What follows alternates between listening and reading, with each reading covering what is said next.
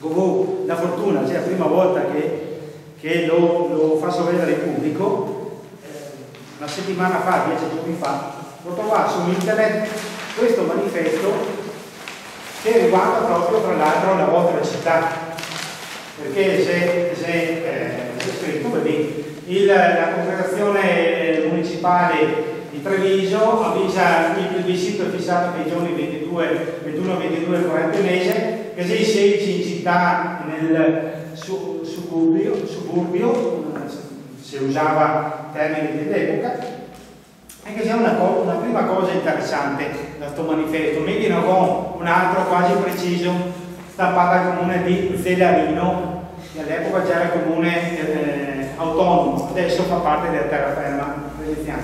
Vedi che dice devo votare il 21-22, ma no, non vedete le opzioni per il voto, perché sotto qua i buoni cittadini accorrono all'urna a deporvi questa solenne parola scritta col sangue dei nostri martiri. Sì, dichiariamo la nostra unione al Regno d'Italia sotto il governo monarchico costituzionale dal re Vittorio Emanuele II e dei suoi successori. Qua si parla solo del sì, cioè altro che debitamente consultate e liberamente il voto libero. Praticamente parole povere dice vabbè che Gavita da votare sì, ma anche con grande partecipazione.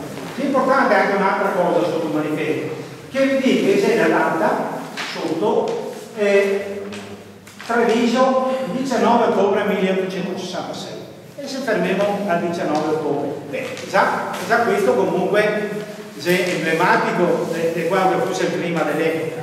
Pratica un voto bulgaro, penso che bulgaro, perché in Bulgaria ogni tanto qualcuno, magari quando c'era il comunismo, arrivava 97, 98%, qua dice capisco a votare sì, e dopo vedremo anche tutte le minacce che vi ha fatto nei confronti della nostra gente.